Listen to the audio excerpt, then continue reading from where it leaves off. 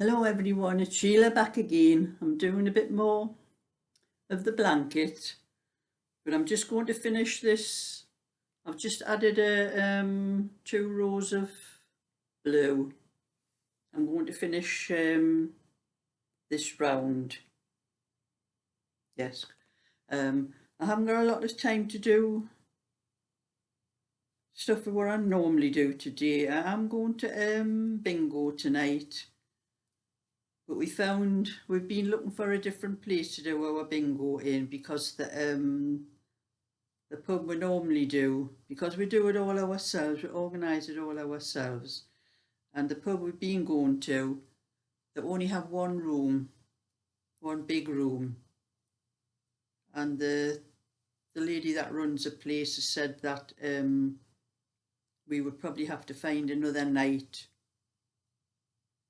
or cancel sometimes because of the football season when that starts, that she has too many in for that. So some of the girls went to the Buzz Bingo last week, but I didn't go because of the distance. I would have had to travel. Would have to go and pick my friend up and then travel back down again, more or less, trace my own steps back again, and I didn't want to do that. It was too far, and anyway, the girls had said it was okay. They didn't spend as much as what they normally spend when we do the bingo ourselves, and that it was a lot cheaper than they thought. And I told them, I said, well, I would like to go, but it's just a bit too far for me. I was saying, if I've got to pick my friend up, then I would have to take her back home again. And and anyway, all these girls, they all live on one end of Newcastle, and I live on the other end of Newcastle. I'm the only one that lives in a different area. And one of them suggested, well, we could pick your friend up. And I thought, well, why didn't you say that in the first place? It saved me having to trail all the way up there, where it's going to be nearly a half-hour drive up to pick my friend up, and then probably another at least 20 minutes back down again for to get to where the Buzz Bingo place was, where it's only a 20-minute drive from where I live. So they decided anyway that somebody else would pick my friend up and save me all that travelling, which if they thought about that in the first place, I might have went with them last week.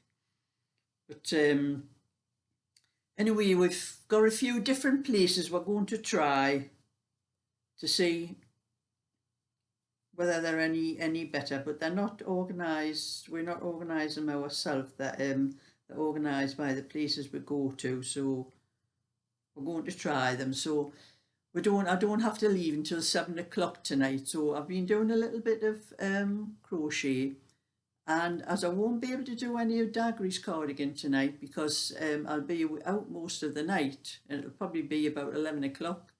Getting on for that time, probably by the time I get home again. So I've decided, instead of doing Tommy's this afternoon, I'm going to do some of Daggery's. And I'll show you anyway how far I've got with Daggery's. I've finished the back on Daggery's cardigan. Measurement exactly 23 inches, which was what I wanted the back to measure. See, this is a 46-inch cardigan, and measurement from the back of the neck down to the hip is 23.5 inches, which will be about right because it has to be 24 inches for the back length. I always put a little marker in when I come to do the armholes, and it's about 9 inches from the armholes to the back of that little marker. Makes it easier for me to measure, because you can't measure from here to there because this stretches the side, so it's better to have a little marker in the centre. So I've got to start on the sides. No, I'm going to start on the sleeves now because Daggery wants me to put a pocket in. But she's sending me some more wool because I'm not sure whether there'd be enough 4 pockets, but she'll send me some more wool, so Well, I'm waiting for the wool anyway. I'm doing the sleeves. Even doing one sleeve, a back and one sleeve will tell me whether there's enough to finish the whole thing without any more wool, but I'll see when it comes. So that's the whole back finished on Daggery's. And that little bit of yellow checked gingham that I have on the floor, it's on my living room floor. That's what I'm putting the piece on to measure it and to video it to show you. I've had that for over 50 years. It was when I was first married. I lived in a flat for a couple of years. And this flat had one of those, you know, those big old-fashioned square sinks where there was nothing underneath. There was just the stand things that it stood on, and they didn't have like kitchen units and that like we're having nowadays. And my sister used to come to, my older sister Eleanor, she used to come to my house quite often, and we'd sit in the kitchen and have a cup of tea. And she said one week she came with that bit of yellow gingham cloth. She says, I've made you a cloth to put round that sink. She says, I am sick of looking at that sink and seeing all your buckets and your brush things and all that, your cleaning things underneath it. So she said she had made it, and she said I had to put one of those things that you hang the curtains with, the little reel thing round. She says, put round the edge of the sink, fasten it around, and it'll go. And that was, I had that handy for a couple of years, but it's come in handy all those years afterwards, because I use it when I'm ironing. If I want to iron over something where, you know, you don't iron over the top of it, you put a cloth over, it comes in handy for that. And now it comes in handy, I still use it for that, but it comes in handy now for, I put on my floor. I mean, my floor's not dirty, it is vacuumed regularly, but I put that on the floor and put the whatever I'm making, so I can measure it better and that on the floor. So that's why it's on the things on the floor now. And I've also got another little bit of something to show you. These are Sandra's little characters that she was making. She sent me a few more emails with a few more, and I've added them to the little ones that I showed in the other video. I've put them all together in one little video for you to have a look at, to see what else she's done. And if anyone is interested, would like to buy them off her, if you just leave a comment on the video I'm going to put up, and Sandra will see it and she'll get back to you if she wants to sell any of them. But they're lovely, some lovely little things, and I don't know how she's got the patience to do those sort of things. I did them years ago when my kids were little, but it took an awful lot of patience for me to do the ones that I did. I didn't do very many, I wasn't all that good at them, but Sandra she's made a very good job of them. And Sandra, her name's under Peter Glazier. I think that's her husband's, must be her husband's account that she uses on thingy. So I'm going to show you these little things now.